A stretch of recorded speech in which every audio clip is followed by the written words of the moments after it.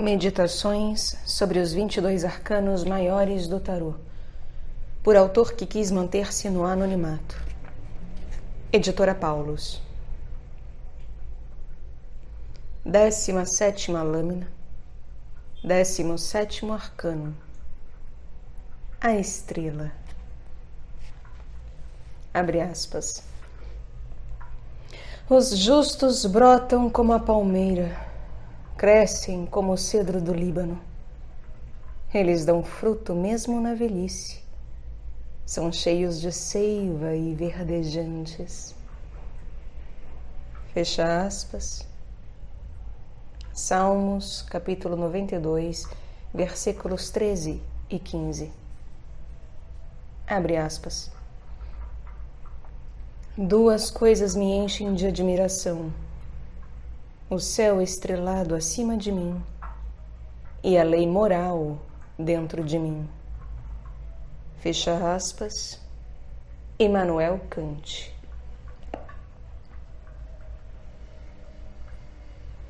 Caro amigo desconhecido, o 16º arcano maior do tarô nos apresentou a alternativa de duas vias, a da construção e a do crescimento, e sublinhou os perigos da via da construção, mostrando ao nosso espírito e ao nosso coração a lei da Torre de Babel. A compreensão desta lei leva à decisão pela via do crescimento. Ora, o 17º arcano maior do tarô, a estrela, é o arcano do crescimento, como o 16º arcano é o da construção.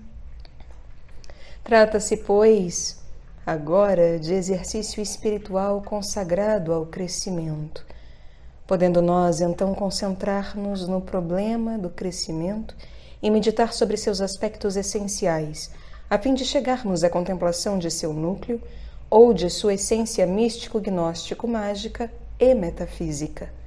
Numa palavra, de sua essência hermética.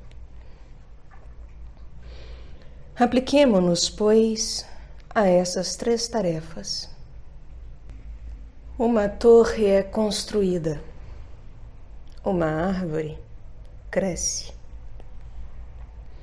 Os dois processos têm em comum o aumento progressivo de volume e a tendência para o alto, mas se diferem no sentido em que a torre se eleva aos saltos, ao passo que a árvore tem elevação contínua. Isso porque, na construção da torre, os tijolos ou as pedras talhadas são colocados uns sobre os outros, enquanto os tijolos microscópicos, as células da árvore, se multiplicam por divisão e crescem em volume.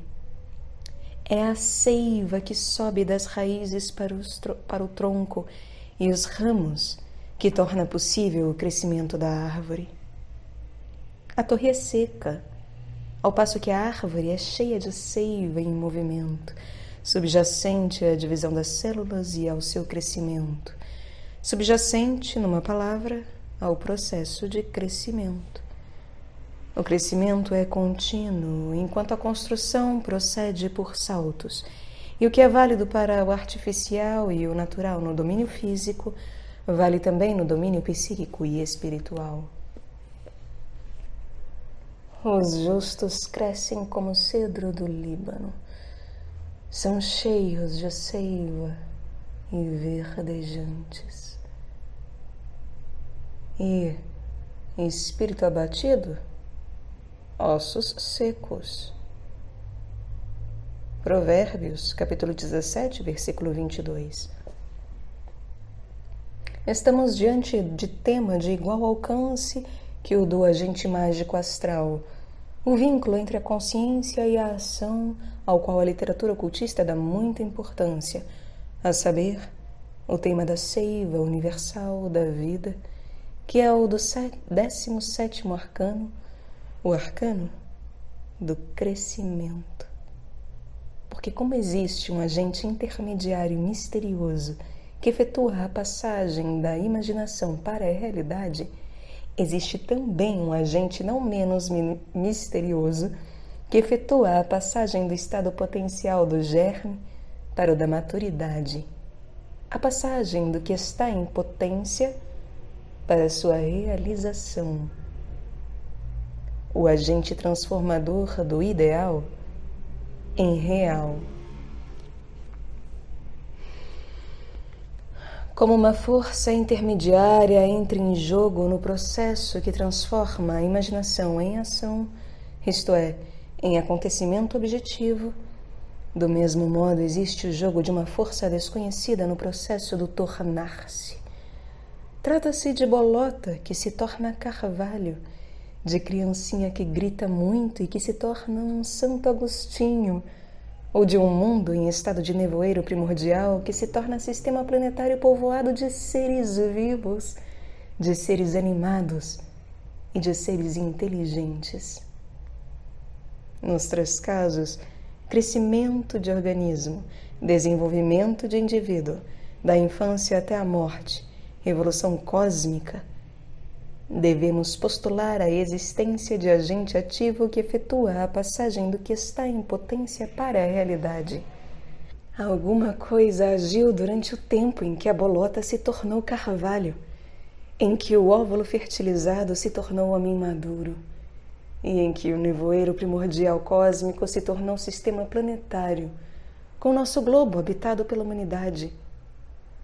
Sei que esse raciocínio não está de acordo com as regras do jogo fixadas pelas ciências naturais, mas há outras regras, especialmente as da razão natural, com as quais ele está de acordo, regras que, mais ainda, exigem categoricamente esse raciocínio. Categoricamente significa que devemos resignar-nos ao silêncio do pensamento a respeito dos problemas dessa ordem, ou raciocinar de acordo com a natureza, com as exigências estruturais da razão, o que é uma regra do jogo do hermetismo. Devemos, portanto, postular um agente de crescimento, como tivemos que postular um agente mágico atuando como intermediário entre a consciência e os acontecimentos, caso estejamos decididos a pensar. Qual é a diferença intrínseca entre o agente mágico e o agente do crescimento? O agente mágico é de natureza elétrica, seja terrestre, seja celeste, de natureza a agir por descargas, emitindo faíscas ou relâmpagos. Ele é seco e quente, da natureza do fogo. A torre fulminada do 16º arcano é, na verdade, o encontro de 2 securas, a da torre de baixo e a do raio do alto. E o arcano o diabo, arcano 15º, é essencialmente o do calor, de 2 calores ainda, o do mal e o do bem. Os arcanos 15º e 16º são os do fogo, e os arcanos 14º e 17º são os da água, porque a inspiração angélica e o agente do crescimento têm em comum que flutuem, não agindo por choques e descargas, mas de maneira contínua. A continuidade transformadora é a manifestação essencial do agente do crescimento, assim como a fulguração criadora é a do agente mágico. Esses 2 agentes manifestam-se em toda parte, inclusive no domínio da intelectualidade humana. Alguns espíritos tomaram o partido da água. A eles devemos as ideias do transformismo, a evolução, o progresso, a educação, a terapêutica natural, a tradição viva. Outros tomaram o partido do fogo. A eles devemos as ideias do criacionismo, a criação a partir do nada, a invenção, a eleição, a cirurgia, a prótese e a revolução. Tales acreditava que o papel principal no mundo coubesse ao agente do crescimento, ou à água, ao passo que Heráclito atribuía esse papel ao agente mágico, ou ao fogo. Goethe, em sua Noite de Walpurgis, do Fausto, livro 2, faz Anaxágoras adepto do fogo, discutir com Tales, adepto da água, sobre o tema da primazia da fulguração criadora ou da continuidade transformadora na natureza. Discussão que chegou ao desfecho dramático da evocação mágica por Anaxágoras das 3 luas, Diana, Lua, Hécate. Ele se arrependeu dessa evocação e acabou por se atirar com a face por terra, implorando às forças fulgurantes e portadoras de catástrofes irreparáveis que se acalmassem. Quanto a Tales, convidou homúnculos para a alegre festa marítima, a festa das metamorfoses, o baile do transformismo. E Tales exclama: tudo provém da água, tudo se conserva pela água. Oceano, concede-nos tua obra eterna. Não há nada de surpreendente no fato de Goethe ter se colocado do lado do agente do crescimento, ou da água, apesar de admitir a realidade do agente mágico ou do fogo. Ele, que escreveu 4 obras sobre a metamorfose e que fez dela o tema principal de sua vida: metamorfose da luz ou das cores, metamorfose das plantas, metamorfose dos animais e metamorfose do homem. Com Fausto, sua obra principal. A sua fé era a do conformismo, da evolução e da tradição. Ele acreditava no progresso da cultura sem revoluções, valorizava tudo o que flui, tudo o que cresce sem saltos, e se colocava do lado do princípio da continuidade. O princípio da continuidade foi realçado no domínio intelectual, de maneira particularmente impressionante e fecunda, por Leibniz. Ele não se viu diante dos turbilhões ou dos abismos que separam uma crença de outra, uma tese de outra, um grupo humano de outro. Por cima dos abismos que separam as teses de suas antíteses, ele atirou o arco-íris da continuidade, da tradição gradual.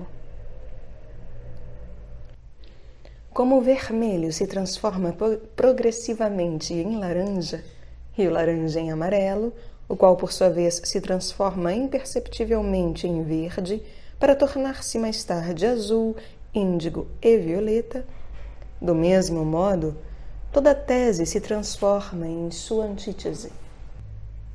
Assim, a tese segundo a qual todo centro da existência particular, mônada, é livre, é a tese segundo a qual tudo é predestinado pela causa eficiente final do universo, a harmonia pré-estabelecida, coexistiam em paz no arco-íris das ideias de Leibniz sobre o mundo, embora essas teses sejam claramente contraditórias. Mas, para Leibniz, elas não eram nem mais nem menos contraditórias do que o vermelho e o violeta no arco-íris. Para ele, o platonismo, o aristotelismo, a escolástica, o cartesianismo, a mística e o espinosismo eram apenas cores do arco-íris da filosofia perene, e em seu pensar ele se movia no círculo zodiacal do pensamento. Sua obra era, portanto, a da paz, como a do hermetismo, porque o método de Leibniz é o hermetismo puro e simples. E foi esse arco-íris da paz, o princípio da continuidade que guiou Leibniz em sua atividade voraz, que tinha em vista 2 fins essenciais: a fundação das academias das ciências e a fusão das igrejas católica e reformada. As academias de ciências de Berlim, São Petersburgo e Viena são fruto dos esforços de Leibniz para introduzir o arco-íris da paz na forma prática da cooperação dos cientistas de todas as disciplinas na civilização ocidental. Quanto à obra de fusão das igrejas católica e reformadas, empreendidas com Bossuet, a ponte intelectual e moral construída por ele ainda existe, e o vai e vem se acentua. Foi ainda o princípio da continuidade ou a água do hermetismo que levou Leibniz à descoberta das bases do cálculo diferencial na matemática. Porque o cálculo diferencial é apenas a aplicação do princípio da continuidade e do modo de pensar líquido, em lugar do pensar cristalizado, no domínio da matemática.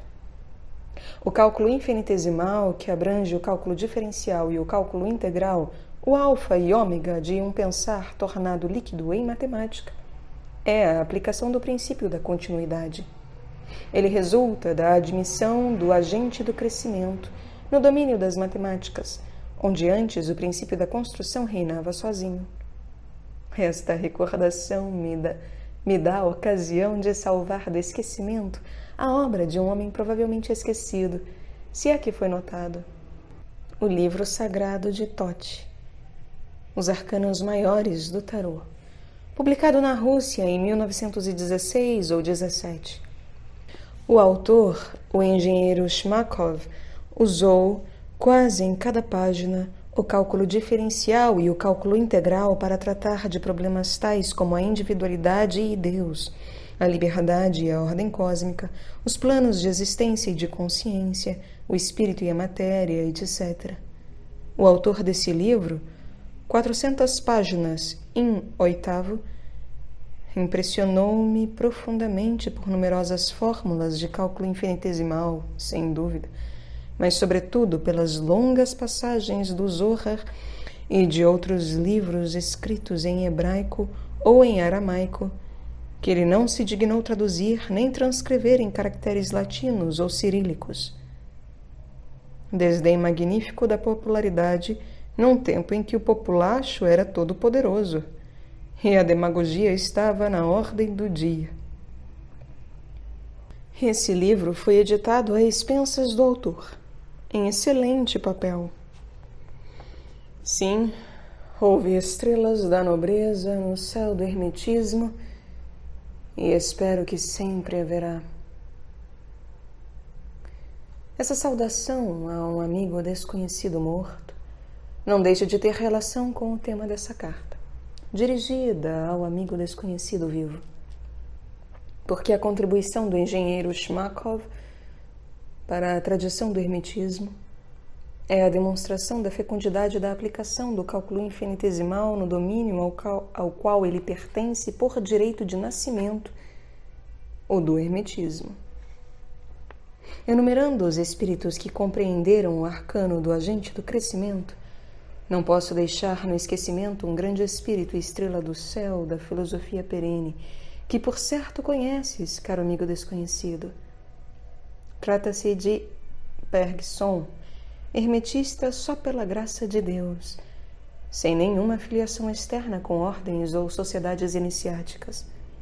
Henri Bergson teve a coragem e o mérito de reafirmar com suas sequências científicas o princípio da continuidade e o método de pensar que compreende o movimento, movendo-se com ele e não detendo-se nele. Eis o que ele diz sobre isso. Abre aspas. Trata-se do movimento? A inteligência só retém uma série de posições. Primeiro um ponto atingido, depois outro ainda. Objeta-se ao entendimento que se passa alguma coisa entre esses pontos? Rapidamente ele intercala posições novas e assim por diante, indefinidamente. Ele desvia o olhar da transição. Passemos por cima dessa representação intelectual do movimento, a qual o representa como uma série de posições. Vamos diretamente a ele. Consideremo-lo sem conceito interposto. Vê-lo-emos simples e de uma só peça. Avancemos mais. Descobriremos que ele coincide com um desses movimentos incontestavelmente reais e absolutos que nós mesmos produzimos. Desta vez, temos a mobilidade em sua essência e sentimos que ela se confunde com um esforço cuja duração é uma continuidade indivisível. Diremos o mesmo da mudança. O entendimento a decompõe em estados sucessivos e distintos, considerados invariáveis. Examinemos mais de perto cada um desses estados e veremos que eles variam, Interrogamo-nos como poderiam eles durar se não mudassem. Logo, o entendimento os substitui por uma série de estados mais curtos que, por sua vez, se decomporão, se necessário, e assim indefinidamente. Como não ver que a essência da duração é passar e que o estável ajuntado ao estável nunca fará algo que dure? O real não são os estados simples, instantâneos, apreendidos por nós ao longo da mudança. Ele é, ao contrário, o fluxo, a continuidade da transição, a própria mudança. Aqui há somente um impulso não interrompido para uma mudança sempre aderente a si mesma, numa duração que se prolonga sem fim. Fecha aspas. Henri Bergson nos convida, portanto, a considerarmos o agente de crescimento em ação, em lugar de nos ocuparmos com seus produtos fossilizados. Convida-nos para a experiência que ele chama intuição. Dentre os que atenderam ao convite de Bergson, o mais eminente é o padre Teilhard de Chardin. Eis o resumo de sua obra, encontrado na última página de seu diário, escrito antes de sua morte no dia 7º de abril de 1955. Quinta-feira Santa. O que creio. 1 São Paulo. Os 3 versículos. Em pace pantateus. Segundo, cosmos igual cosmogênese, biogênese, noogênese e cristogênese. Os 2 artigos do meu credo. Terceiro, o universo está centrado evolutivamente em cima, frente. Cristo é seu centro. Fenômeno cristão. Noogênese igual a cristogênese igual a Paulo. Os 3 versículos aos quais o autor se refere são, abre aspas, o último inimigo a ser destruído será a morte, pois ele, Cristo, tudo colocou debaixo dos pés dele. E quando todas as coisas lhe tiverem sido submetidas, então o próprio Filho se submeterá àquele que tudo lhe submeteu, para que Deus seja tudo em todos. Fecha aspas. 1 Coríntios, capítulo 15, versículos 26, 27 e 28.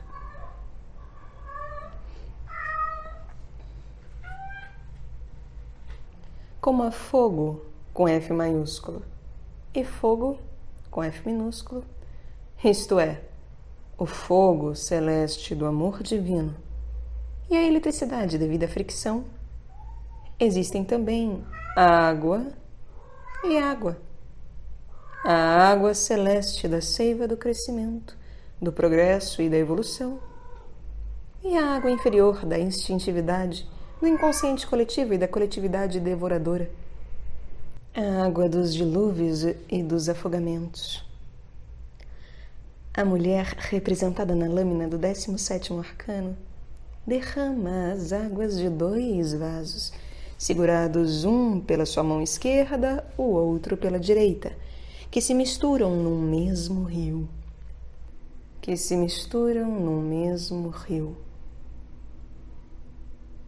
Infelizmente,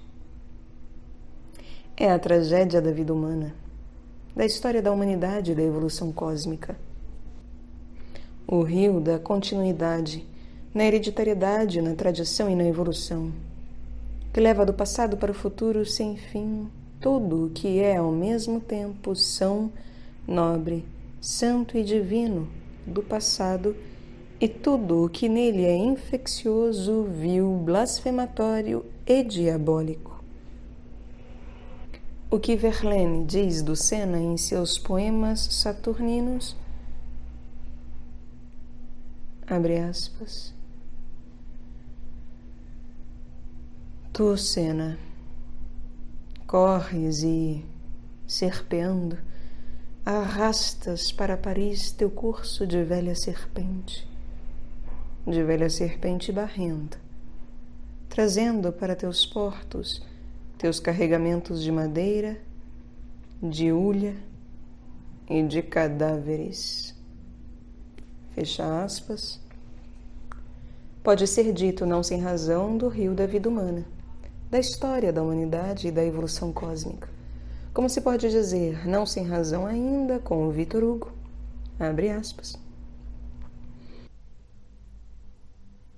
Como um rio de alma comum, do branco Pilone à espera runa, do Brahmane ao Flamane romano, do hierofante ao druida, uma espécie de Deus fluido corre nas veias do gênero humano.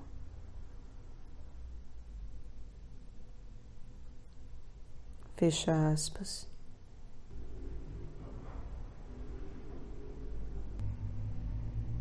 Porque, com efeito, tanto a velha serpente barrenta como uma espécie de Deus fluido correm nas veias do gênero humano. Dualismo? O veneno da serpente e a lágrima da Virgem correm então eternamente juntos no rio da vida? Sim e não. Sim, quanto ao presente, que é a ação e vontade. Não quanto ao futuro, que é a estrela do mar do entendimento e da esperança. Porque para a ação, o dualismo é aquilo que desperta a vontade e a faz passar do estado passivo para o estado ativo. Todo esforço pressupõe dualismo prático e concreto. Na história da humanidade, os grandes mestres do dualismo, como Zaratustra, Buda e Manes, não queriam explicar o mundo pelo dogma da dualidade cósmica, Zaratustra, ou psicológica, Buda, ou psicocósmica, Manes, mas despertar a vontade adormecida para o esforço que se manifesta pelo poder de dizer sim e não. O fatalismo, a resignação com a rotina e o quietismo são o sono da vontade, às vezes doce, às vezes misturado com amargura. Os grandes mestres do dualismo chamavam a vontade para despertar, para se desembaraçar do peso da sonolência, para ter a coragem e a audácia de exercer praticamente o direito de nascimento da vontade, o da escolha, o de dizer sim ou não. O grande Zaratustra queria cavaleiros para a luta sob a bandeira da luz contra as trevas, os turanianos, idólatras, demônios da impureza e da ignorância, e os espíritos de Arimã ou de Satã. Ele queria que houvesse pessoas que soubessem dizer sim à luz e, consequentemente, que aprendessem a dizer não às trevas. O grande Buda queria despertar a vontade de dizer não à grande rotina dos desejos que fazem girar a roda dos nascimentos. Ele queria as setas em relação à mecanicidade automática psíquica, as setas que aprendessem a dizer sim à criatividade livre do espírito. O grande Manes, que ensinava a síntese dos ensinamentos de Zaratustra e de Buda no cristianismo, queria, fosse bom ou não seu amálgama, mobilizar a boa vontade da humanidade inteira, pagã, budista e cristã, para um esforço combinado e universal, a fim de dizerem sim ao Espírito Eterno e não às coisas passageiras da matéria. O fim que os grandes mestres do dualismo tinham em vista era prático e se referia ao domínio do sim e do não. E nós À medida que procuramos um fim prático terrestre, psíquico ou espiritual, não podemos aceitar o rio da vida humana, da história da humanidade e da evolução cósmica simplesmente como ele é e nos deixarmos levar por ele. Temos de distinguir nele a velha serpente barrenta e uma espécie de Deus fluido, e dizer sim e não, com todas as consequências práticas que esse sim e esse não comportam. Mas, ao mesmo tempo, não devemos esquecer-nos de que o 17º arcano é não só o das águas que correm de dois vasos e se misturam num só rio, mas também o da estrela. Tanto mais que o nome tradicional da lâmina é a estrela. A grande estrela central da lâmina, como aliás a constelação toda das 8 estrelas, convida a nossa consciência para o esforço de aliar a justiça contemplativa, a estrela amarela de 8 raios, com a justiça ativa, a estrela vermelha de 8 raios, e de unir o princípio guia do entendimento ao princípio guia da vontade. Em outros termos, ela nos convida a ultrapassarmos o dualismo pela operação mágica e alquímica da união dos contrários, chamada casamento dos contrários, que faz irradiar-se sobre o mundo esta força que torna o futuro não só aceitável, mas também desejável, que transforma o futuro em promessa, e que é a antítese da tese de Eclesiastes, filho de Davi, rei de Jerusalém. Abre aspas. O que foi, será. O que se fez, se tornará a fazer. Não há nada de novo debaixo do sol. Fecha aspas. Eclesiastes, capítulo 1, versículo 9 e 10. A força-luz que emana da estrela formada pelo casamento da contemplação com a atividade e que é a síntese da tese segundo a qual não há nada de novo debaixo do sol, é a esperança. Ela proclama no mundo. O que foi prepara o que será, e o que foi feito prepara o que será feito. Tudo é novo debaixo do sol. Cada dia é um acontecimento e uma revelação únicos que nunca se repetirão. A estrela não é algo subjetivo devido ao temperamento otimista ou sanguíneo ou ao desejo de compensação, no sentido da psicologia freudiana e adleriana modernas. Ela é uma força-luz que se irradia objetivamente e dirige a evolução criadora para o futuro do mundo. Ela é o contrapeso celeste e espiritual do instinto terrestre natural da reprodução biológica, a qual, com a mutação, produz a seleção natural, a qual, por sua vez, produz com o tempo o progresso biológico. Em outros termos, a esperança é aquilo que move e dirige a evolução espiritual no mundo. Enquanto move, ela é força objetiva, e enquanto orienta e dirige, luz subjetiva. Por isso falamos dela como de força-luz.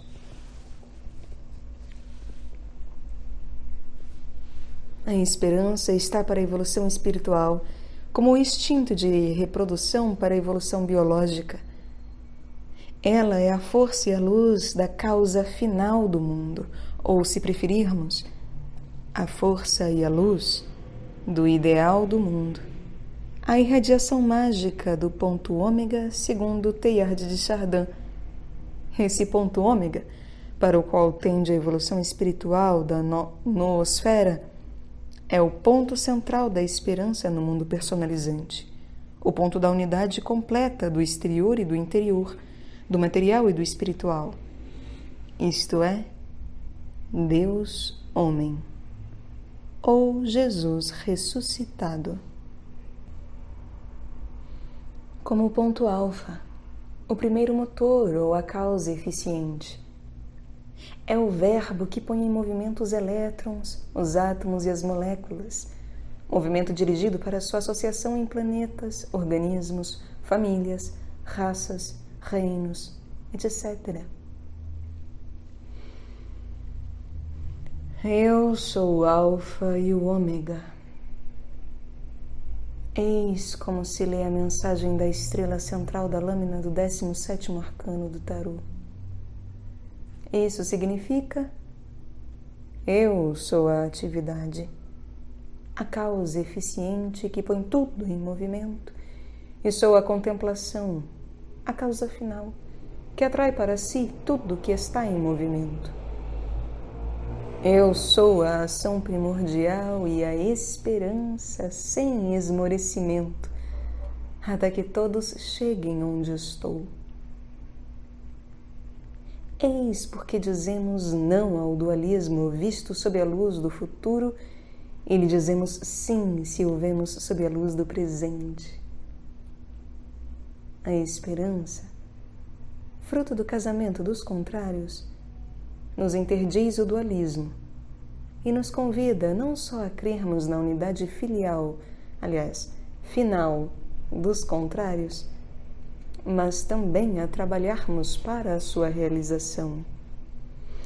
Esse é o sentido e o fim do exercício espiritual que é o 17º arcano do tarô, porque é necessário repetir. Os arcanos maiores do tarô são exercícios espirituais. E o arcano, o que se deve saber para se poder fazer descobertas de cada arcano, só a prática ensina. Ora, o exercício espiritual do 17º arcano consiste em ver junto, em contemplar a essência do crescimento biológico e a do crescimento espiritual, o agente do crescimento e a esperança, a fim de se encontrar ou reencontrar a sua analogia, o seu parentesco intrínseco e a sua identidade fundamental. Trata-se de apreender a essência da água que corre, tanto no processo obscuro do crescimento, da multiplicação e da continuidade da reprodução biológica, como na clareza das serenas alturas da esperança. A questão é, então, chegar à intuição da água como ela é entendida na narração do 2º dia da criação, no qual Deus separou as águas que estão sob o firmamento das águas que estão acima do firmamento. E compreender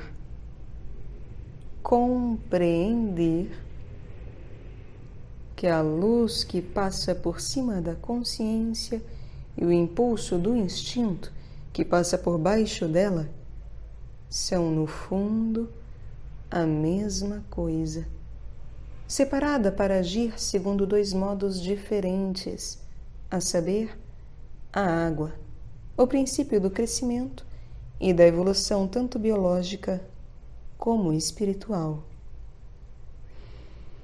Devemos chegar à percepção intuitiva, isto é, imediata, e dotada da certeza da evidência, de que o princípio da seiva líquida, portador do agente do crescimento, e o princípio da esperança, da crença na transformabilidade das coisas e em sua transformação em conformidade com seus protótipos divinos, portador da evolução espiritual, são uma coisa só, o princípio da água. Embora um haja a partir da esfera situada acima da consciência e o outro a partir da esfera situada abaixo dela. Por isso, a lâmina do 17º arcano do tarô representa a mulher, o princípio materno, entre a constelação da esperança acima dela e o rio da continuidade da vida biológica abaixo dela. Porque toda mãe professa a dupla fé, a da esperança celeste. O futuro será mais glorioso do que o presente, e a da continuidade terrestre. O rio das gerações que se sucedem vai para a frente, na direção indicada pela esperança do alto. Toda mãe, enquanto mãe, sabe que no fundo do rio das gerações age o impulso mágico primordial da causa eficiente, do alfa do mundo, e que a causa final, o ômega do mundo, não deixará de dirigi-la e atraí-la para si. Em outras palavras, toda mãe, pelo fato de ser mãe, professa a origem divina e o fim divino do mundo. Se assim não fosse, ela se recusaria a ter filhos destinados a serem vítimas do absurdo. Podemos, portanto, designar o 17º arcano também como o arcano da mãe, ou o arcano da Eva. A intuição simultânea da esperança celeste e da magia primordial, já que está ativamente presente nela a bênção do Criador. Sede fecundos, multiplicai-vos, enchei a terra e submetei-a.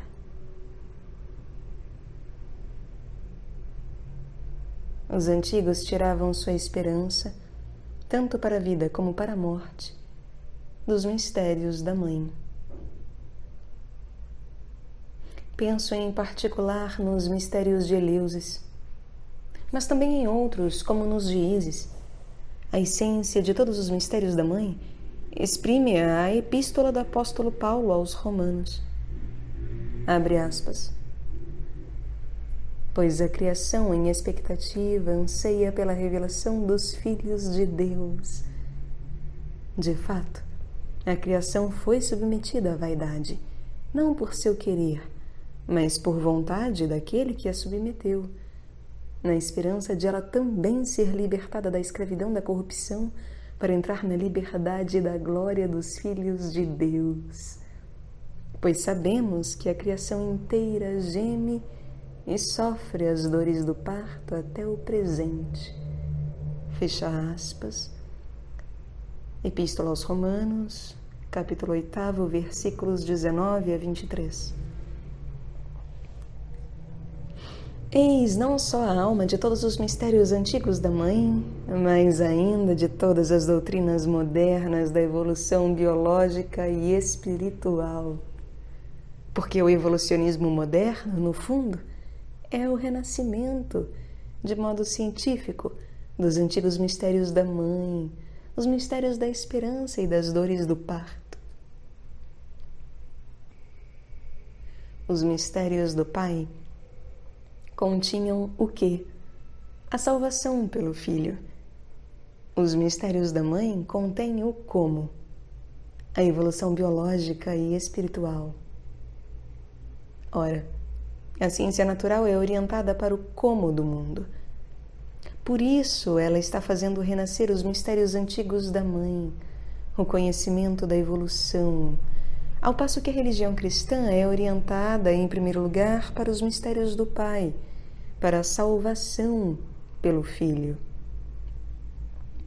Devemos a Teilhard de Chardin, hermetista de nosso tempo, pela graça de Deus, a síntese, ou uma via para a síntese, do que e do como, do mundo, da religião e da ciência, o que é tarefa e missão do hermetismo. Doravante, o mundo todo pode contemplar a serpente da evolução crucificada na cruz da providência divina e o Filho de Deus crucificado na cruz da evolução da serpente, e daí tirar esperança para a vida e para a morte. A evolução e a salvação, as duas verdades da ciência e da religião, desde já não são mais contraditórias. Elas trazem juntas a mensagem da esperança.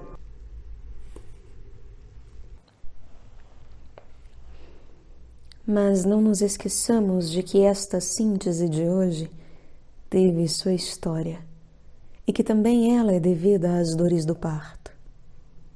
Ela nasceu depois de longa série de esforços contínuos, de século em século.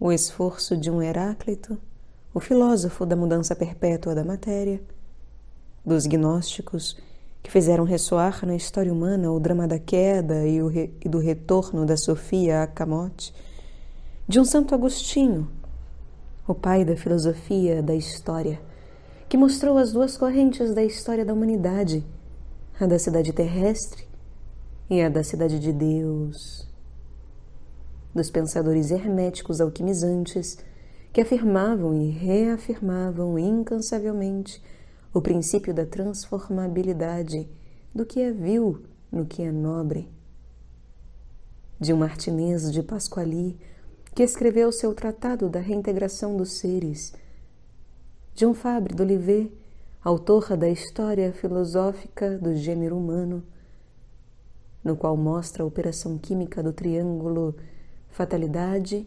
liberdade, providência, na história da humanidade. De Helena Blavatsky, que ajuntou e opôs a evolução materialista de Charles Darwin a uma visão vertiginosa da evolução espiritual do universo.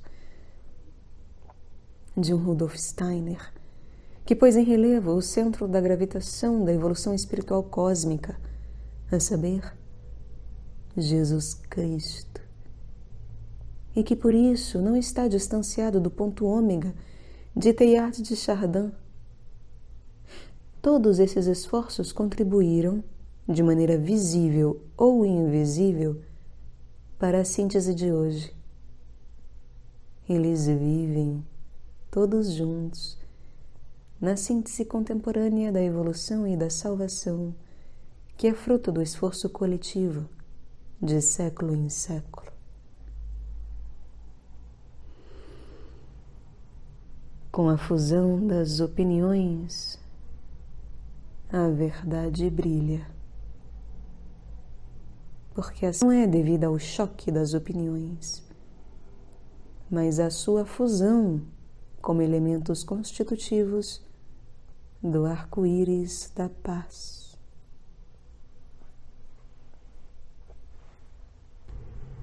Com efeito, a síntese das verdades da salvação e da evolução é um arco-íris no qual resplandecem as essências imortais dos esforços do passado, purificados de seus invólucros temporais e acidentais. Porque não é, por exemplo, à refutação da alquimia antiga e medieval que se deve o transformismo moderno, a evolução biológica e espiritual, mas ao fato de que o dogma alquímico fundamental da transmutabilidade ter sido adotado pelos pensadores contemporâneos, purificada dos elementos temporários e acidentais, como a orientação para produzir o ouro material, a pedra filosofal material e a panaceia material, a alquimia celebra hoje sua apoteose no esplendor da síntese da salvação e da evolução. Hoje, a alquimia já está fora das escuras cozinhas alquímicas nas quais seus adeptos consumiam muitas vezes fortunas inteiras, ou o melhor de sua juventude, para instalarem num laboratório digno dela a amplidão do universo. Agora seu laboratório alquímico é o mundo, que é também seu oratório místico. Foi uma perda ou um ganho para a alquimia ter deixado de ser uma ocupação secreta, muitas vezes maníaca, de uma seita e ter se tornado a ideia dominante da humanidade?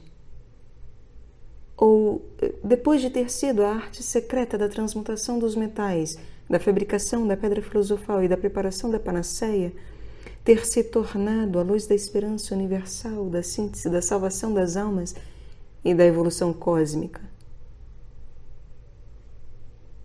A resposta é evidente. Hoje, somos testemunhas do triunfo da alquimia, triunfo inaudito, e que ultrapassa as esperanças mais temerárias do passado. O que dissemos da alquimia vale também para a filosofia da história agostiniana. A cruz da cidade terrestre e da cidade de Deus, que Santo Agostinho via sobretudo na história de Israel e do Império Romano, hoje, conservando sua essência imortal, está transformada na cruz da salvação e da evolução, da religião e da ciência. Na cruz, em última análise, do ora e labora, ora e trabalha, da graça e do esforço. Também a visão agostiniana vive, portanto, no arco-íris da síntese moderna da salvação e da evolução. O que dissemos da alquimia e do Santo Agostinho vale também para todas as outras contribuições antigas, medievais e modernas, para a síntese da salvação e da evolução. Síntese que é a obra de todos aqueles que ensinaram uma via, seja mística e espiritual, para a purificação, a iluminação e a união, seja histórica e social, para o progresso da civilização, da justiça social e dos costumes, seja biológica, para a evolução da esfera dos elementos químicos para a esfera dos organismos vivos e da esfera dos organismos vivos para a dos seres dotados de reflexão e palavra. A obra de todos aqueles que ensinaram uma via para o aperfeiçoamento individual ou coletivo resplandece agora no arco-íris da síntese da salvação e da evolução. O arco-íris da esperança da humanidade. Porque o arco-íris é a tradição chegada ao tempo da floração. Por isso, não nos esqueçamos também do poeta, porque, abre aspas, é ele que, malgrado os espinhos, a inveja e a derrisão, caminha, curvado para as vossas ruínas, recolhendo a tradição. Da tradição fecunda sai tudo o que cobre o mundo, tudo o que o céu pode abençoar. Toda ideia, humana ou divina, que toma o passado por raiz, tem por folhagem o porvir.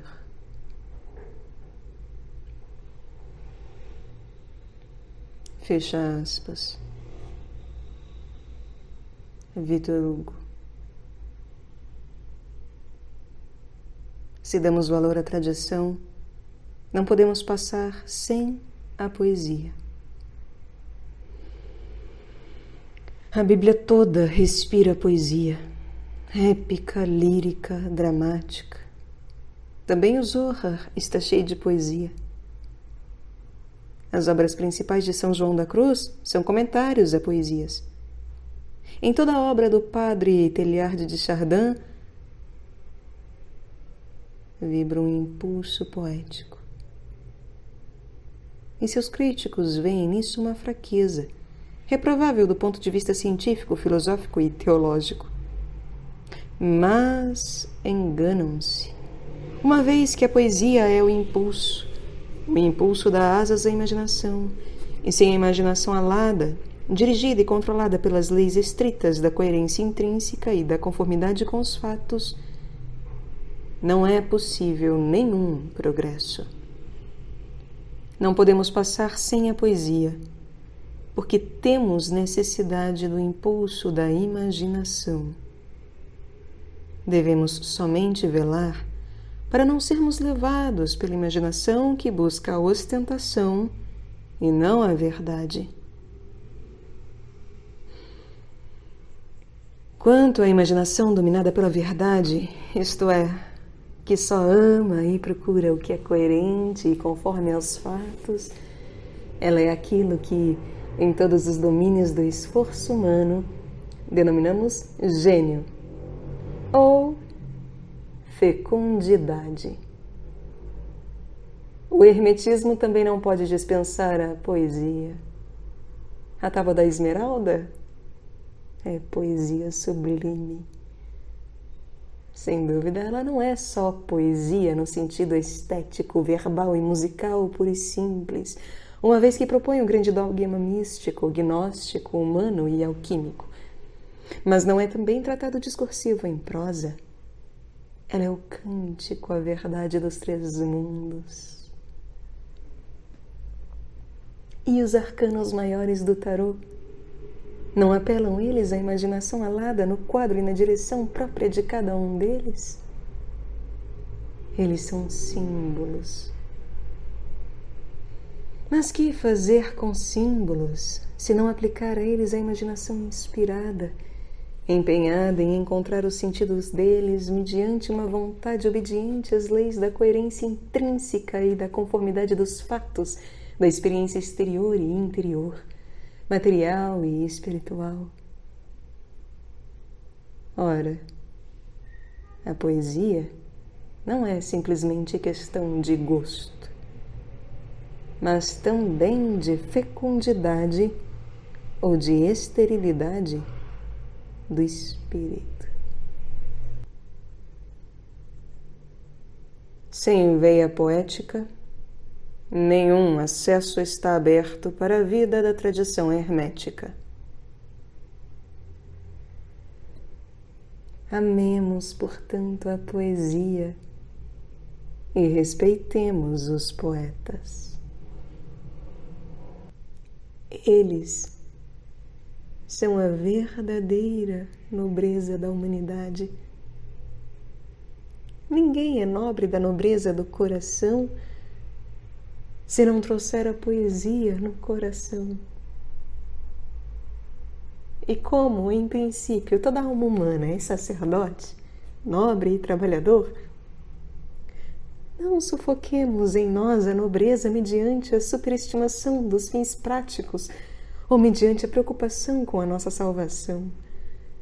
Ao contrário, enobreçamos nosso trabalho e nossa religião, fazendo entrar neles o sopro da inspiração poética. Isso não alterará as funções de sacerdote e de trabalhador. Os profetas de Israel eram grandes poetas. E o Cântico de São Paulo sobre a caridade é uma obra de poesia insuperável.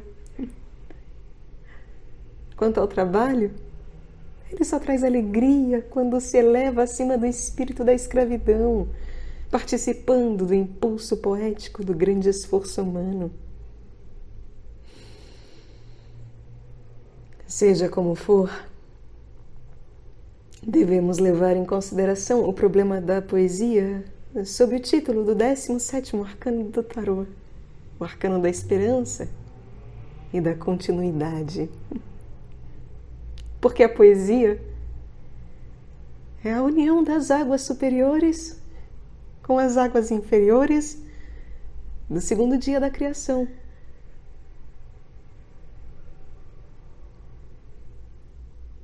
O poeta é o ponto no qual as águas separadas se encontram e para o qual confluem o curso da esperança e da continuidade. A experiência poética verifica-se quando a circulação do sangue humano, que traz a continuidade e a irradiação da esperança, que é o sangue do mundo espiritual e de todas as hierarquias celestes, se encontram, se unem e começam a vibrar juntas.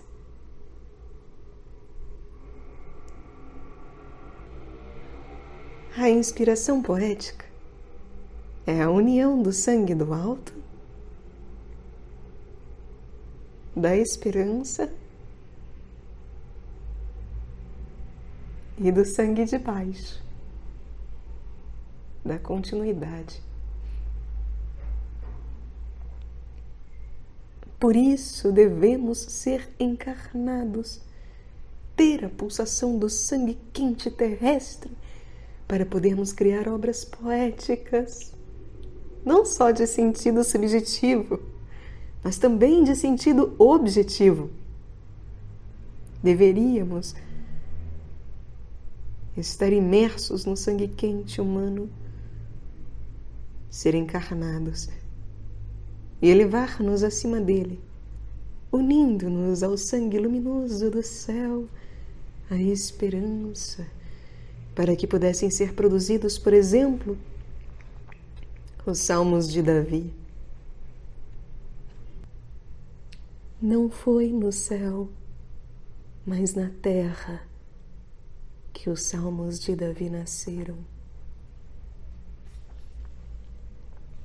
E uma vez nascidos, eles se tornaram o arsenal dos mantras mágicos, não só na terra, mas também no céu, porque os mantras ou fórmulas mágicas dos Salmos estão em uso como tais não só entre os seres de sangue quente, os homens, mas também entre os seres de sangue luminoso, as entidades de hierarquias celestes. Os mantras, as fórmulas de significado mágico nos 3 mundos, nascem do casamento do calor com a luz, do sangue terrestre, portador da continuidade, com o sangue celeste, portador da esperança. Devemos dizer que toda palavra humana pode também tornar-se mágica se for sincera, ao ponto de empenhar o sangue, e se estiver cheia de fé, ao ponto de pôr em movimento as águas luminosas da esperança do alto. O grande grito de Jesus na cruz, quando entregou o Espírito, foi seguido do tremor da terra. O véu do santuário se rasgou em 2 partes, de cima a baixo.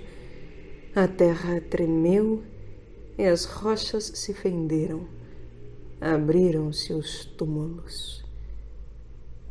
Porque ele trazia a magia do encontro supremo, o da gota de sangue humano derramado com o oceano inteiro da esperança do mundo. Segue-se que as fórmulas mágicas não são inventadas, como também não o é a poesia, mas que nascem do sangue e da luz. Por isso, a magia sagrada em geral usa as fórmulas tradicionais, não por serem antigas, e sim porque nasceram da maneira que dissemos e porque se mostraram mágicas.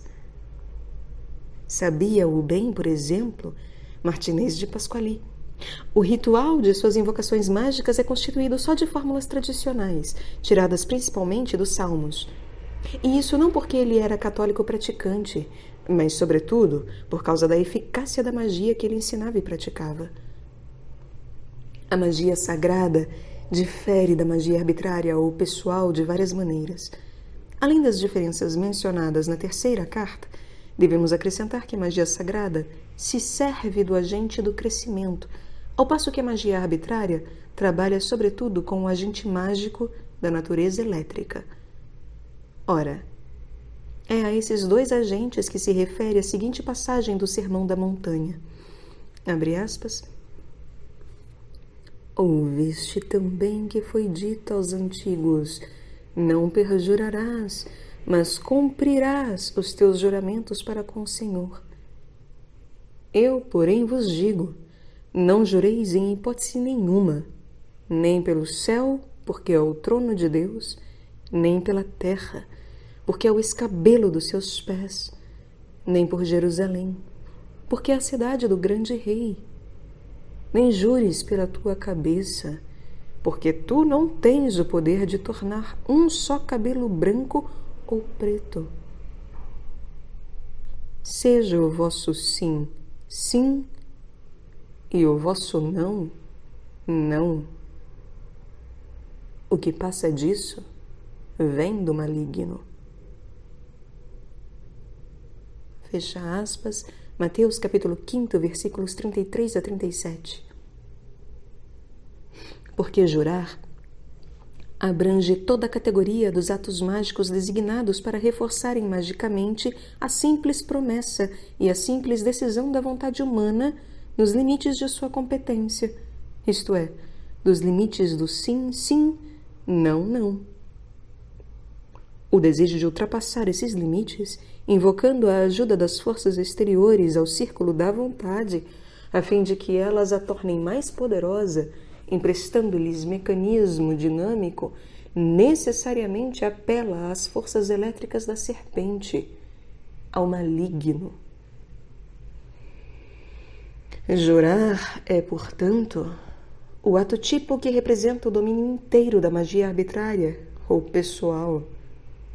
Trata-se de tornar a vontade pessoal mais poderosa, reforçando-a com forças da natureza elétrica, fulgurantes, que agem por meio de descargas, provenientes de fora da vontade e colocadas à sua disposição. Ora, segundo a passagem citada, a realidade está subtraída da vontade arbitrária humana. O céu e a terra são de Deus. Jerusalém foi o domínio do grande rei.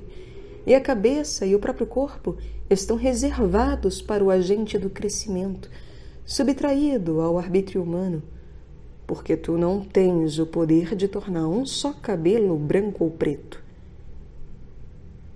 O céu, a terra, Jerusalém e a cabeça estão subtraídos não só ao arbítrio humano, mas também ao da serpente, a força elétrica proveniente da fricção e do conflito. O que domina a realidade, o céu, a terra, Jerusalém e a cabeça, não é o agente mágico, mas outro agente, o grande rei, o qual só serve a Deus e aos seus servos. Ora, esse outro agente, esse agente subtraído ao arbítrio humano e ao arbítrio da serpente, é o que designamos como agente do crescimento. Ele é o agente da magia sagrada ou divina. Eis-nos em pleno problema da diferença entre os fenômenos mágicos e os milagres, entre o que é realizado pela magia pessoal ou arbitrária e o que é feito pela magia sagrada ou divina. Se bem que o problema já tenha sido tratado sob o título do terceiro arcano maior do tarô, a Imperatriz, ele se apresenta de novo no 17º arcano, sob aspecto particular. No terceiro arcano, tratava-se do autor, da fonte da iniciativa, da operação mágica, pessoal ou divina. Aqui se trata do agente, do meio ativo dessa operação. Ora, o agente da magia divina está essencialmente subtraído à vontade pessoal humana, enquanto o da magia pessoal não o está. O que serve de instrumento na magia divina é o agente do crescimento. É ele, portanto, o meio dinâmico para os milagres, se entendermos por milagres o efeito da ação da força essencial e inteiramente subtraída à vontade pessoal humana, mas, ao mesmo tempo, não indiferente às qualidades morais das aspirações da vontade pessoal humana, podendo emprestar-lhe poder realizador superior às forças do determinismo físico, biológico, psicológico e intelectual, isto é, as leis naturais, psíquicas e intelectuais. A magia divina é, pois, a consciência moral invocando o auxílio da consciência moral superior, a qual responde a essa invocação, pondo em movimento o agente do crescimento, as águas inferiores da vida e as águas superiores da esperança. E onde a esperança e a continuidade agem juntas, em resposta à evocação moral da vontade humana, realiza-se o milagre. O milagre é a descida da esperança, águas superiores de cima do firmamento, para o domínio da continuidade das águas inferiores debaixo do firmamento e a ação dessas duas águas unidas. Nem a ciência, nem a magia pessoal ou arbitrária fazem milagres. A ciência apenas põe em jogo uma série de determinismos contra a outra série. O vento move a água, o calor move o ar, a eletricidade produz calor. Ora, a ciência usa o movimento mecânico por meio do calor e da eletricidade e efetua a conversão da eletricidade em calor e do calor em movimento mecânico. No ato do conhecimento, ela procede do movimento visível para as suas causas invisíveis. E no ato da realização, ela procede das forças invisíveis para o movimento visível. A pesquisa continuada levou à descoberta da energia nuclear. Os elétrons, os prótons, os nêutrons, etc., dos átomos são invisíveis, mas a explosão nuclear é bem visível. Eis, pois, o círculo da ciência. Subida do visível para o invisível, na teoria, e descida do invisível para o visível, na prática. É o antigo símbolo da serpente que morde a própria cauda. Este círculo é fechado. O seu diâmetro pode crescer indevidamente, mas a diferença da espiral, ele é e será sempre círculo sem abertura. Descobrem-se nele as forças do calor, do magnetismo e da eletricidade, as forças nucleares. Pode-se descobrir nele uma série de outras forças, mais ocultas e mais sutis. Mas só se descobrirão forças, isto é, causas do movimento mecânico. Eis que, em sentido, este círculo é fechado, e porque ele é a prisão e cativeiro do espírito, a menos que haja intervenção de fora, como em Teilhard de Chardin. O que é verdade da ciência natural é o também da magia pessoal ou arbitrária. Esta procede exatamente como aquela subida na teoria e descida na prática.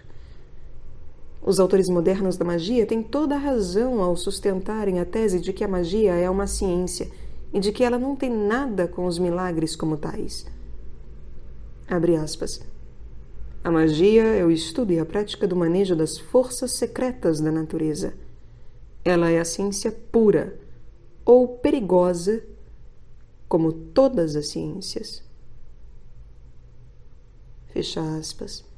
Diz Papi na introdução do seu tratado metódico da magia prática. Isso é verdade. Mas devemos acrescentar que as forças secretas da natureza são secretas só por um tempo, isto é, até serem descobertas pela ciência natural, cuja missão é descobrir e tornar manejáveis as forças secretas da natureza, uma após a outra. Devemos esperar que o objetivo da magia e o da ciência natural coincidam e apareçam idênticos. Mas continua sendo verdade que o círculo fechado da ciência, que é a prisão e o cativeiro do espírito, aplica-se também à magia pessoal.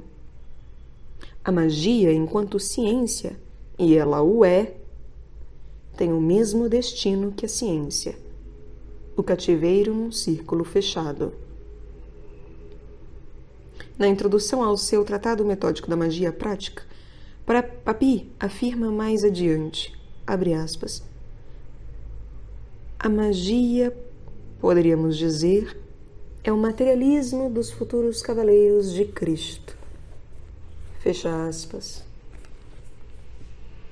Com isso, ele admite o fato do cativeiro da magia como tal no círculo fechado de um só aspecto do mundo, que ele denomina materialismo, e mostra esperar que, no futuro, uma intervenção de fora desse círculo torne os futuros magistas cavaleiros de Cristo. Em outros termos, ele prediz que futuros Teilhard de Chardin farão para a magia o que fizeram para a ciência, que abrirão o círculo fechado e a transformarão em espiral.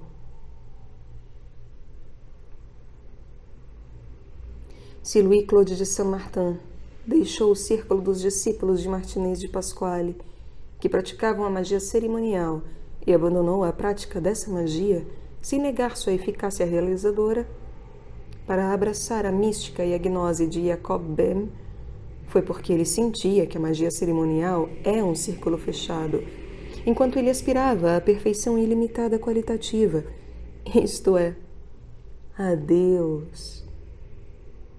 Porque, ainda que a magia cerimonial de Martinez de Pasquale tivesse realizado o fim supremo de suas invocações, e mesmo que tivesse sido efetuado um passe mágico pelo qual Jesus ressuscitado aparecesse, esse passe mágico só chegaria a uma aparição fenomenal, e não a revelação da essência de Cristo, imediata e certa, no interior da alma humana. O círculo desse gênero de magia, por mais sublime que seja a sua intenção, é fechado. Em suas aparições, tratar-se-á sempre de passes. Mas Saint-Martin tinha fome e sede da união intuitiva, da alma com alma, do espírito com espírito. Menos que isso não poderia satisfazê-lo. Ele escreveu em Meu Retrato Histórico e Filosófico, abre aspas, há homens que são condenados ao tempo. Outros são condenados ou chamados à eternidade. Conheço alguns desse último gênero. Por isso, se aqueles que são condenados ao tempo quisessem julgar sua eternidade e governá-la com o cetro do tempo, podemos presumir como aqueles os julgariam. Fecha aspas. Condenado ou chamado para a eternidade, Saint-Martin não podia contentar-se com o que passa, inclusive com todos os passes efetuados com os meios da magia espiritual. Por isso ele se voltou para a mística gnóstica ou para a gnose mística de um Jacob Böhm. Abre aspas. No mês de Brumário do ano 9, publiquei minha introdução da Aurora Nascente de Jacob Böhm. Lendo-a do começo ao fim, com toda tranquilidade, senti que essa obra seria abençoada por Deus e pelos homens, com exceção do turbilhão de borboletas deste mundo, que não entenderão nada e farão dela objeto de suas críticas e de seus sarcasmos. Fecha aspas. Eis o que ele dizia ainda a esse respeito, abre aspas. Eu teria sofrido e sido infeliz por muito tempo se Deus me tivesse dado a conhecer as coisas que Ele me fez conhecer agora, graças aos frutos que me vieram das fecundas bases de meu amigo Böhm. Eis porque esses magníficos presentes foram adiados por tanto tempo. Fecha aspas. Os magníficos presentes não são fenômenos mágicos, mas revelações na vida interior da intuição e da inspiração. Os fenômenos mágicos dependem do saber e do poder científicos humanos. Os milagres dependem da sabedoria e do poder divinos. Isso significa que a participação humana consciente nos milagres da magia sagrada começa com a mística, prossegue com a gnose e termina nos milagres, isto é, na magia sagrada prática. Ex Deo, in Deo, per Deum. De Deus, em Deus, por Deus. E a voz, ex Deo, in Deo, per Deum, foi a vocação interior de Saint-Martin. Ele não pôde contentar-se com a voz ex homine, in homine. ad Deum, do homem no homem para Deus, da magia cerimonial mais nobre de seu tempo, a da escola de Martinez de Pasquali. Saindo do círculo fechado dessa escola, Saint-Martin conservou gratidão pela experiência adquirida nela e veneração por seu mestre. Escreve ele, abre aspas, se Martinez de Pasquali tivesse desejado me conhecer, ter-me-ia conduzido de outra maneira, e não como o fez. E teria feito de mim outra pessoa. Embora eu lhe deva obrigações inexprimíveis e agradeça a Deus todos os dias por ter permitido que eu participasse, ainda que em pequena escala, das luzes desse homem extraordinário que foi, enquanto sei, o único homem vivo com o qual não me decepcionei. Fecha aspas. É que, se o círculo de Martinez de Pasquali era uma prisão, enquanto círculo fechado, Saint-Martin, tendo procurado e encontrado uma saída, não podia vê-lo senão como o primeiro círculo da espiral infinita, na qual ele se empenhara. Mas, como falar em círculo fechado a propósito da magia cerimonial da escola de Martinez de Pasquali, se Saint-Martin pôde sair dela? O círculo da magia cerimonial, como da ciência, é fechado em princípio, mas toda a alma humana individual pode sair dele, abraçando um ideal mais elevado e renunciando a todas as vantagens que o círculo lhe oferece. É esse um aspecto importante do sentido da fórmula crística: eu sou a porta. A saber, que se pode sair do círculo fechado e do cativeiro do espírito. Eu sou a porta. Se alguém entrar por mim, será salvo.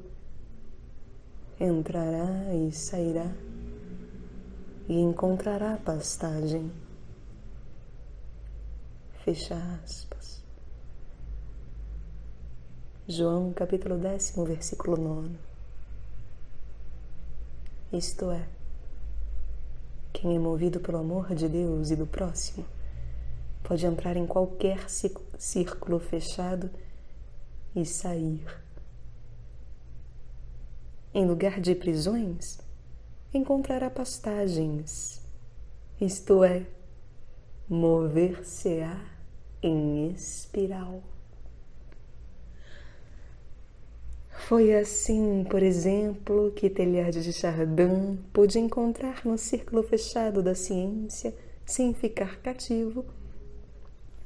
Foi assim também que Saint-Martin pôde entrar no círculo fechado da magia cerimonial sem ficar cativo e pôde sair dela, sempre transformando-a em espiral.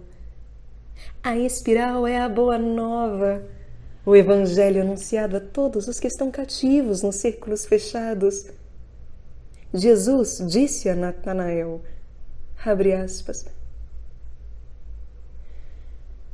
crês só porque te disse, eu te vi sob a figueira? Verás coisas maiores do que essas. Eu lhes disse, em verdade vos digo, vereis o céu aberto e os anjos de Deus subindo e descendo sobre o Filho do Homem. Fecha aspas. João, capítulo 1, versículos 50 e 51. O céu aberto é a via na espiral da infinitude que se abre. A espiral é o arcano do crescimento, tanto espiritual como biológico. A planta cresce segundo o movimento da espiral, Uma ideia, um problema, crescem igualmente segundo o movimento da espiral. Não são só os ramos da árvore que se dispõem segundo a espiral. Também os círculos chamados alburnos, que se formam todos os anos entre a casca e o cerne, e constituem vestígios ou efeitos da operação de crescimento circular em duas dimensões, a vertical e a horizontal. Isto é, procedem em espiral. Quanto às ideias e os problemas, eles crescem em amplitude e em altura nas consciências humanas por uma série de retornos e afastamentos, isto é, por círculos concêntricos, semelhante aos aburnos dos troncos das árvores. Assim, em 1919 e 20, ocupei-me pela primeira vez dos arcanos maiores do tarô sob os 4 aspectos incluídos no nome divino Yod-He-Vav-He, os quais se manifestaram, se apresentaram para mim, então, como unidade que compreendia a natureza, o homem e o céu, ou a alquimia, o hermetismo ético e a astrologia, unidos na teurgia.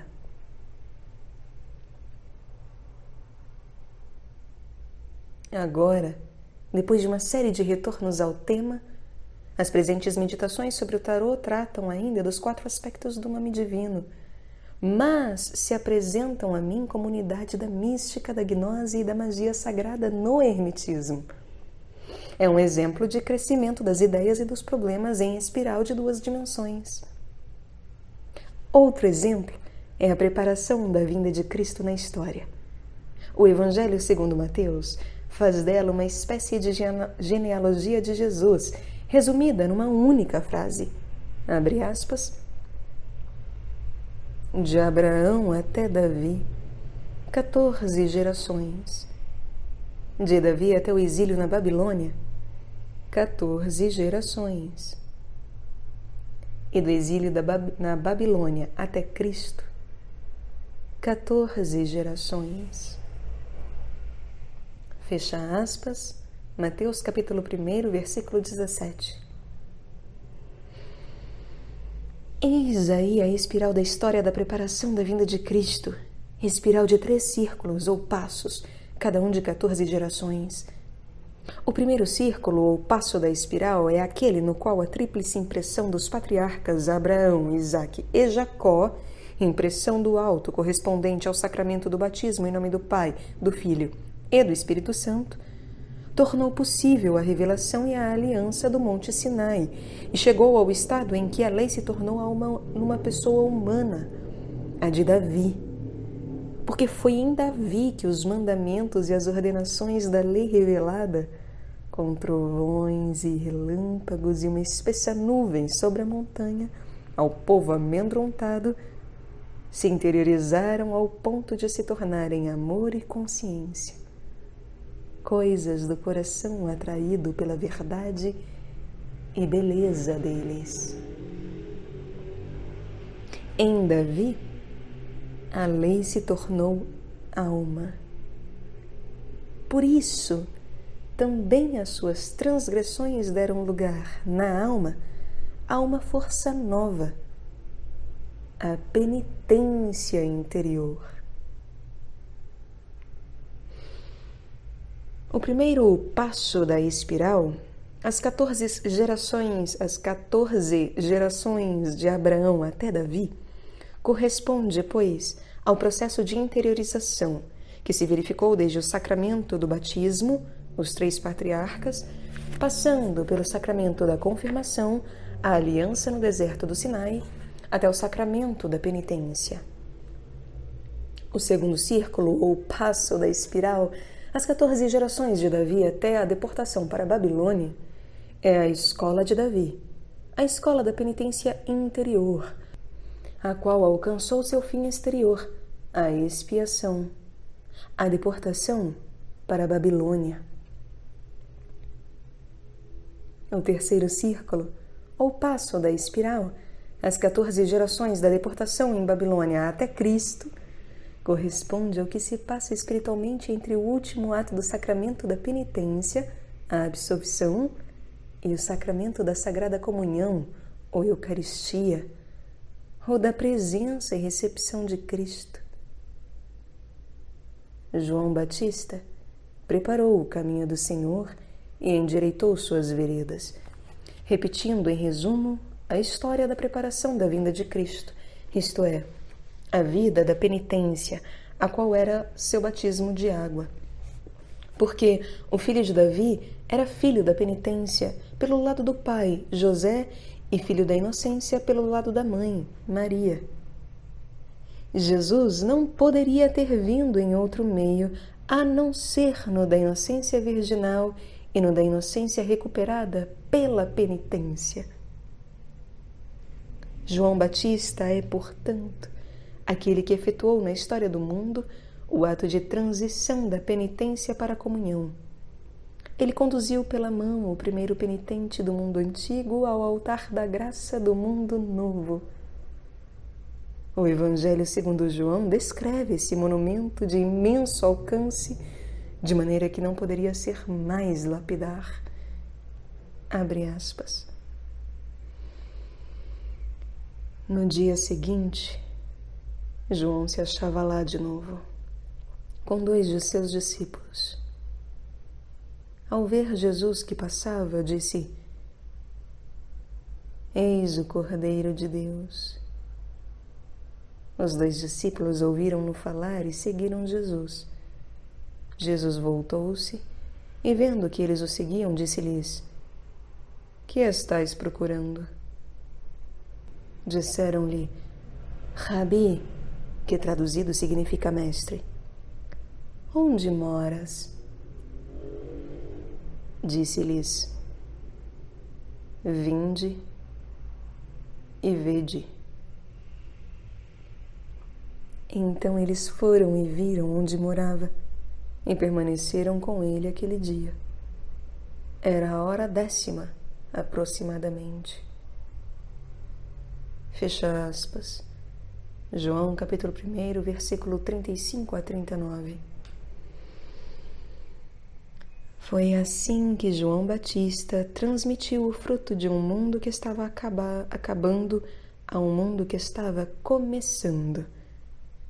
Os 3 reis magos puseram aos pés do menino Jesus a tríplice quintessência daquilo que o mundo antigo tinha realizado: o ouro, o incenso e a mirra. São João Batista ofereceu ao Mestre o 4º dom, o coração puro, do qual o Mestre diria que veria a Deus. 3 vezes 14 gerações é, portanto, a espiral de trespassos do caminho que vai de Abraão a Cristo, como as idades de ouro, do incenso e da mirra foram os trespassos da espiral do caminho da espiritualidade da humanidade, dos patriarcas da espiritualidade, os rishis da Índia antiga, até Cristo. Porque a idade de ouro da espiritualidade, a da Índia antiga, foi seguida da idade do incenso da espiritualidade, a do Irã antigo, onde a revelação cósmica dos rishis se tornou alma e coisa do coração humano.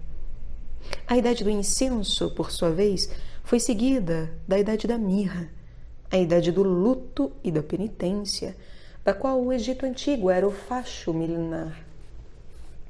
O Egito Antigo, do qual Hermes Trismegisto diz no tratado denominado Asclépios, abre aspas, ignoras então, Asclépio, que o Egito é a cópia do céu, ou, dizendo melhor, o lugar de onde se transferem e se projetam na Terra todas as operações que governam e põem em ação as forças celestes? Mais ainda, se é para se dizer toda a verdade, a nossa Terra é o templo do mundo inteiro. E, no entanto, uma vez que convém aos sábios conhecer antecipadamente todas as coisas futuras, há uma que deveis saber. Vira tempo em que parecerá que os egípcios honraram em vão seus deuses, na piedade de seu coração, com culto assíduo. Toda a sua santa adoração resultará ineficaz e ficará sem fruto. Os deuses, deixando a terra, voltarão para o céu, abandonarão o Egito. Essa região, que foi outrora lugar de santas liturgias, agora, viúva de seus deuses, não gozará mais de sua presença. Estrangeiros encherão esse país, essa terra. Então, essa terra muito santa, pátria dos santuários e dos templos, ficará coberta de sepulcros e de mortos. Ó Egito, Egito, de teus cultos restarão só fábulas, e teus filhos mais tarde nem acreditarão nelas. Sobreviverão somente palavras grafadas nas pedras, contando teus piedosos feitos. Fecha aspas. É a voz do embalsamador, do sábio da sabedoria da mirra, que se conhece na morte, nas leis da morte, a voz de Jeremias e do Egito. Eis agora a voz daquele que traz o incenso, a voz do sábio da sabedoria do incenso, a voz do salmista do Irã antigo. Abre aspas. Não devemos desagradar a ti, ó Ahura Mazda, nem a Asha, a lei, nem a Vahistá Manã, a melhor razão, que tentamos compreender no dom dos louvores dirigidos a ti. Quando pela primeira vez tive a ideia de ti em meu espírito, ó Mazda, disse Zaratustra, considerei-te sinceramente como o primeiro ator no universo, como o pai da razão, como o verdadeiro autor da lei justa, como aquele que governa as ações da humanidade. Fecha aspas. Abre aspas. Nós louvamos a inteligência de Ahura Mazda, a fim de atingir a santa palavra. Nós louvamos a sabedoria de Ahura Mazda, a fim de estudar a santa palavra. Nós louvamos a língua de Ahura Mazda, a fim de propagar a santa palavra. Nós adoramos a cada dia e a cada noite o monte Urridarena, o dispensador da inteligência. Fecha aspas. Eis, enfim, a voz de um sábio da sabedoria de ouro, pregando o humanismo cósmico. Abre aspas. O homem, Purusa, não é esse universo. O que é passado, o que está por vir. Ele é o senhor do domínio imortal, porque acredita no que está além do alimento. Todos os seres são um quarto dele.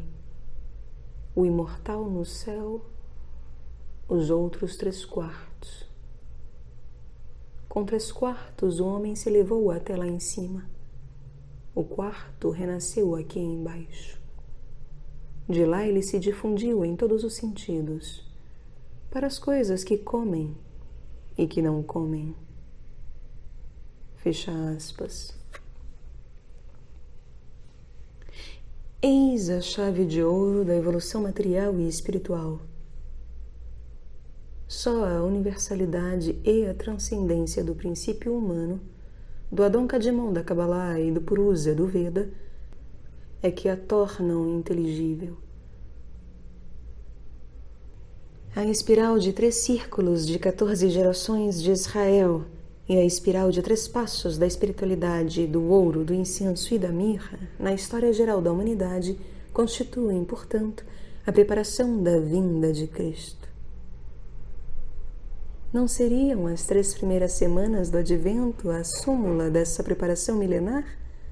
Enquanto a 4ª lembraria seu resumo, a obra de João Batista?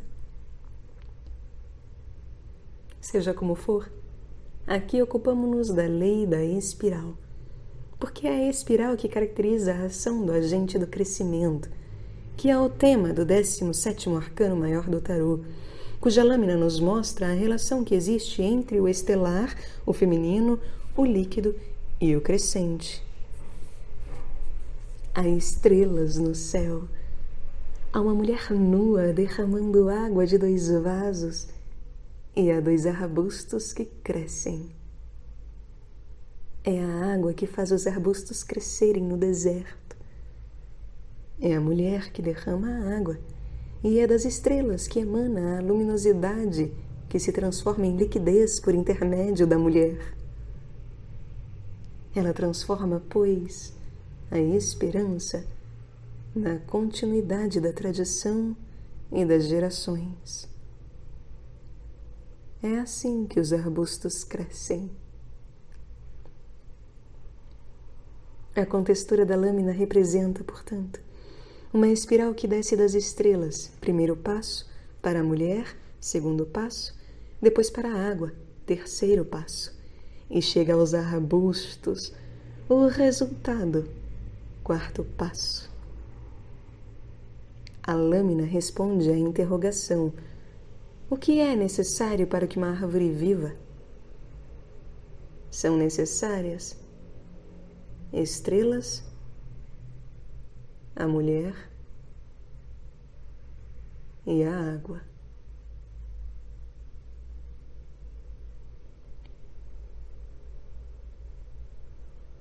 Com efeito, o que é necessário para que a evolução da humanidade continue? São necessárias a esperança, a maternidade e a hereditariedade.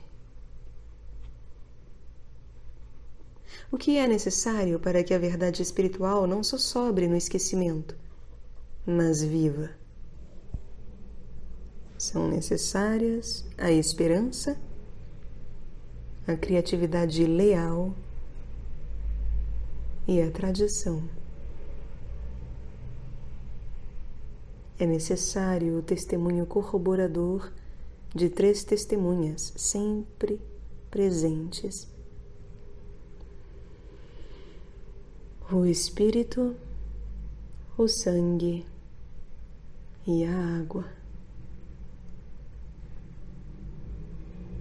A verdade testemunhada pelo espírito, pelo sangue e pela água jamais cairá no esquecimento.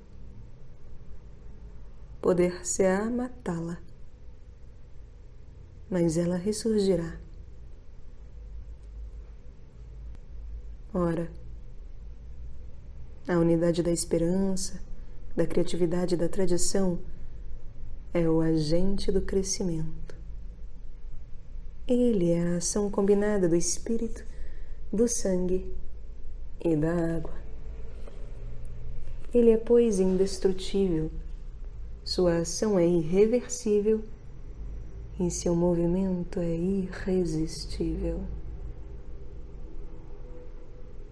O agente do crescimento é, em última análise, o tema da tábua de esmeralda de Hermes Trismegisto. Abre aspas. E como todas as coisas existiram e vieram de um, assim todas as coisas nasceram nessa coisa única por adaptação. Fecha aspas, diz a tábua de esmeralda. Isso significa que como o Uno é o criador da essência de todas as coisas, assim é ele o agente único, o qual adapta a existência de todas as coisas à sua essência, o princípio da adaptação daquilo que nasceu segundo seu protótipo criado, ou agente do crescimento, o princípio da evolução. Ele é gerado pela luz espontânea da esperança, o sol, refletida no movimento das águas inferiores, a lua, o que produz o estímulo geral ou o impulso, o vento, que traz a esperança primordial para sua realização no domínio material, a terra, a qual lhe oferece os elementos construtivos, o alimenta. Diz ainda a tábua de esmeralda, abre aspas, o sol é seu pai, a lua é sua mãe, o vento a trouxe em seu ventre, a terra é o seu alimento. Fecha aspas.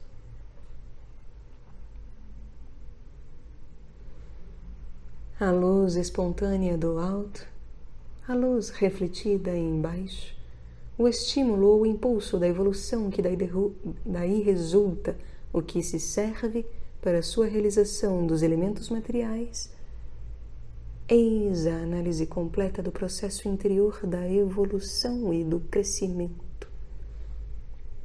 Trata-se de agente que adapta constantemente a existência à essência, o agente do crescimento, que a tábua de esmeralda designa pelo termo o telema do mundo todo. Abre aspas. O pai de tudo, o telema do mundo todo, está aqui. Se a sua força for convertida em terra, permanecerá inteira. Fecha aspas. O termo telemos significa em grego, na linguagem poética, voluntário e espontâneo. E os termos telema e telesis significam, na linguagem do Novo Testamento, desejo, vontade.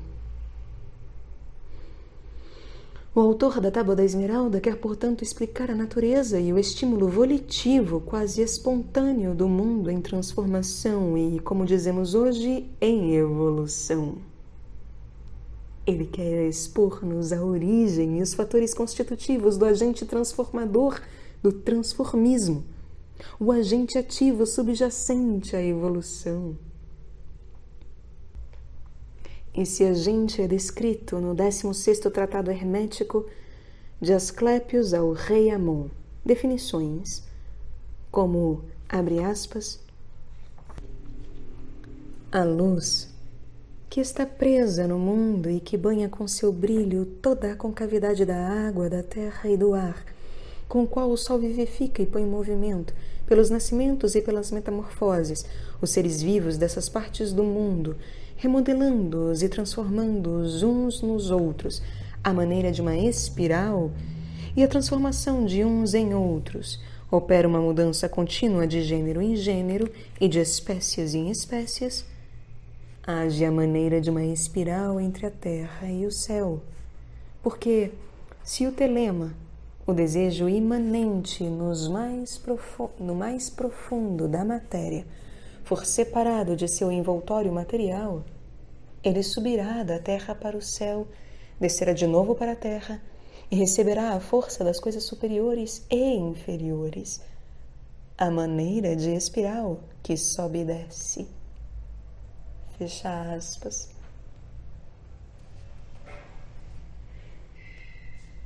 Vês então, caro amigo desconhecido, que o transformismo, a doutrina da evolução, redescoberta pela ciência do século XIX, era não só conhecido como fato pelo hermetismo da época helenística, mas era também o tema de uma filosofia profunda que se ocupava do agente do transformismo que realiza uma mudança contínua de gêneros em gêneros e de espécies em espécies, e os transforma à maneira de espiral.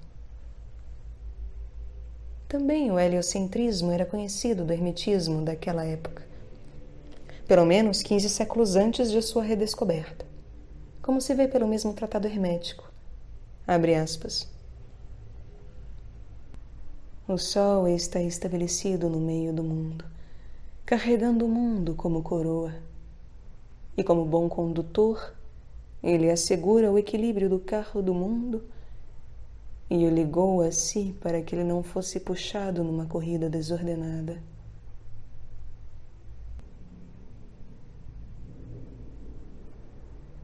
Pode-se apresentar enunciado mais preciso sobre o sistema heliocêntrico?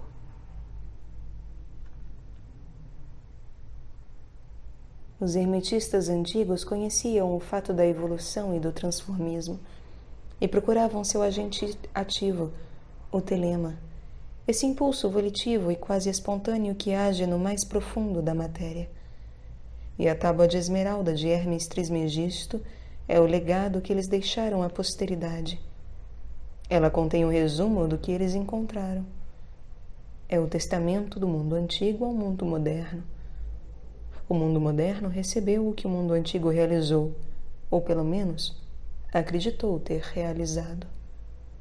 Abre aspas.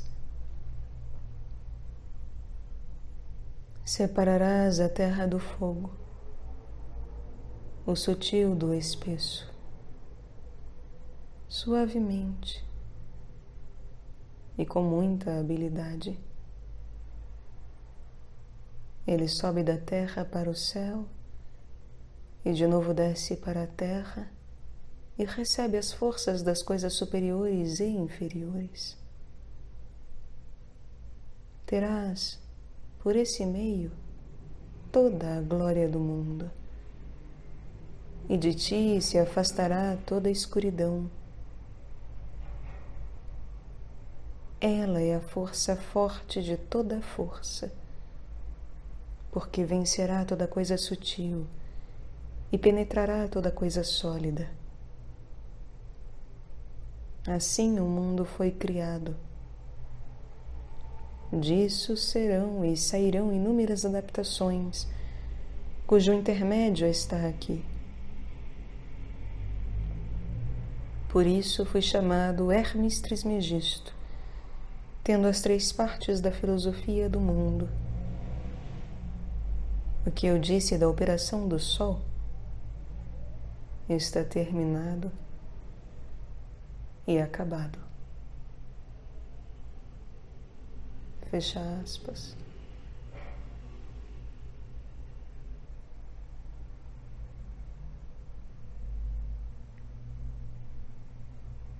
Terminado e acabado, conclui o testamento da antiguidade. Seria pretensão tola a arrogância ingênua, piedosa ilusão ou constatação de fato? Questão de consciência e de experiência. A cada um responderá individualmente. Quanto a mim, coloco-me do lado daqueles que veem aí uma constatação de fato, principalmente no que concerne ao agente do crescimento, que é a força forte de toda força, que move toda coisa sutil e penetra toda coisa sólida. O tema do agente do crescimento já foi tratado especialmente nas cartas sobre o 3º e o 11º arcanos maiores do tarô. Não podemos subtrair-nos à lei da espiral, que rege não só o conjunto da série dos arcanos maiores do tarô, como também os esforços e o progresso da consciência daquele que os medita. Devemos voltar a esse tema pela 3ª vez na presente carta. Ela representa o 3º passo da espiral, a ser continuada ao infinito, do tema do agente do crescimento e da evolução. A tábua de esmeralda é o resumo conciso daquilo que o mundo antigo tinha a dizer a respeito do agente do crescimento e da evolução. Os arcanos maiores do tarô são um resumo, desenvolvido em escola ou em sistema prático de exercícios espirituais, daquilo que o mundo medieval tinha a dizer sobre esse agente, como fruto de suas meditações sobre a tábua de esmeralda e de seus esforços e experiências espirituais. Hoje, A tarefa que incumbe a nós consiste em efetuar o terceiro passo da espiral da evolução da tradição do hermetismo, do terceiro renascimento do tema da Tábua de Esmeralda. Nossa época apela para os esforços coletivos dos hermetizantes de hoje, para que façam um terceiro resumo que seria o tarô da Idade Média e a Tábua de Esmeralda da Antiguidade, a fim de que, como a Tábua de Esmeralda salvou a essência da sabedoria antiga e o tarô salvou a essência da sabedoria medieval através dos dilúvios que os separavam, também a sabedoria moderna seja salva numa arca de Noé espiritual, do dilúvio que está para vir, e seja transmitida ao futuro, como a essência da sabedoria antiga, a essência da sabedoria medieval nos foram transmitidas por meio da Tábua de Esmeralda e dos arcanos maiores do tarô. A tradição do hermetismo deve viver no tempo futuro como viveu no passado.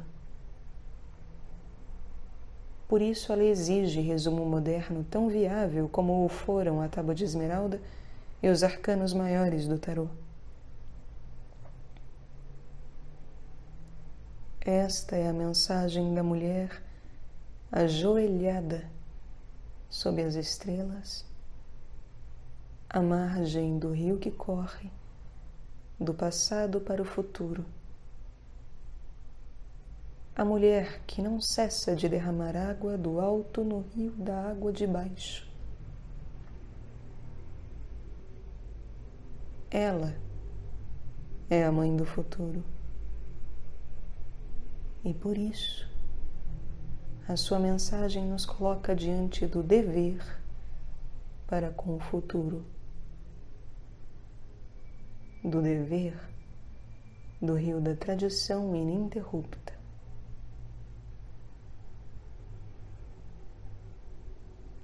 Devemos esforçar-nos para nos conformarmos a Ele.